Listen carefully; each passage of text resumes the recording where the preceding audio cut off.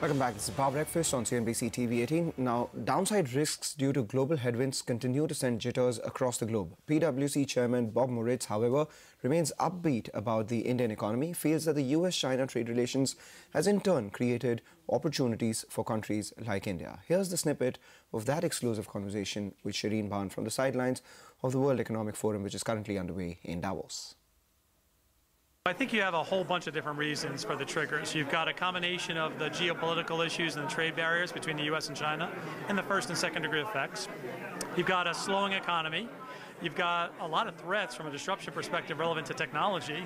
And you've got a whole bunch of other broader policy issues like Brexit and other aspects like Brexit around the world that just add to the fuel of how many different things are out there that cause the confidence of the CEOs to wane a little bit. And therefore, they're probably less reluctant to invest for the long term. They're very skeptical in terms of the choices they make and perhaps want to take a little bit more time to see what plays out before they make those final decisions for investment and or the execution of what they got to achieve. So what does this mean specifically for emerging markets like India? What does this mean for fund flows, for M&A, for future investments? You definitely see a slowing down from an M&A perspective. I think organizations are stepping back and say, I had a lot of cash last year to go do something with. I still have a lot of cash now, but I want to be much more selective because I want to think long and hard about how can I get that return out of that investment. Today, because of some of those policy issues, those trade barrier issues, the US and China still remain number 1 and 2, but they dropped significantly. And that creates opportunities for other countries. And you saw that specifically, for example, in India. India continued to rise. It was something I think I said last year where we said, look, watch for India. There's an opportunity coming as you look at the workforce that's there, as you look at the amount of capital that's there, the amount of infrastructure that's there, and what Prime Minister Modi is trying to do. And if in fact he continues on that trend, India continues to rise both in terms of GDP growth and the confidence as now the largest and fastest economy going forward in terms of its speed, but also it's becoming a destination for investment. And that's where I think there's opportunities in every one of these disruptions going forward. And which sectors in specific do you believe will be the most interesting from a foreign investor perspective from India? So I do think you've got to look at what India needs as a country. So you come back to the sectors that are relevant to the infrastructure needed to then take advantage of the opportunities of what the needs of the consumer and the voter is right now. So you've got a billion-plus population right now with significant teams in terms of connectivity, healthcare, financial support, and retail consumer.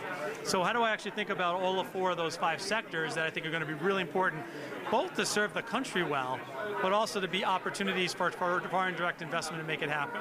Well, speaking of India, were the upcoming general elections a consideration at all? Was that something that the survey picked up on? What are CEOs saying? So I think the CEOs are saying we like what Prime Minister Modi has been trying to do. And again, there's a degree of difficulty in that. But we hope to see the continuation of that. I don't think it was specifically identified as one of the things that came through the survey, because I do think there's a question, if in fact he doesn't get elected, what happens then? So there's probably more of a downside risk, as opposed to where people were hoping and predicting there'd be an upside in terms of, if elected, he can continue on the momentum and maybe even go harder or faster in terms of how to actually open up India for the benefit of the Indian citizens and the connectivity of the rest of the world. US and China continue to hold on to the number 1 and the number 2 spot, but they have dropped quite significantly. If this US government shutdown were to continue, and if the trade negotiations between China and the US don't take off as anticipated, what will be the downside risk for growth for the global economy? So I think there is, again, significant risk of a downside relevant to the economy, and there's implications of that. In fact, if you look at the U.S. did a study the other day, for every week that the government is closed, there's a 0.1 percentage point negative implication on GDP.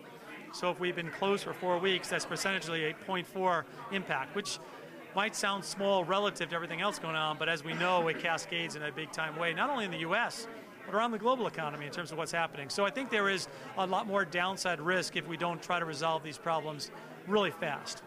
Having said that, with all the uncertainty, as I said earlier, it's important for companies to execute really well in that period of uncertainty and maybe even go counter-cyclical to where maybe the opportunities are and take some risk rather than avoid risk or mitigate the risk. Likewise, countries hopefully see the opportunity for what Prime Minister Modi's done for India and traveling around the world to say, there's a shortage of talent around the world, but I've got a lot of talent here in India.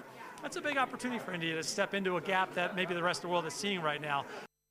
All right, from one big voice to the other one. The other big talking point at Davos is the widening inequality. The latest report by global non-profit Oxfam shows that 26 richest people own as much wealth as the poorest 50% of humanity. In India, the richest 9 people own as much wealth as the bottom 50% in the country. Oxfam is pitching for a 1% wealth tax that can raise over $400 billion, which is enough to educate every child in the world who is currently not in school and provide healthcare that can prevent 3 million deaths annually.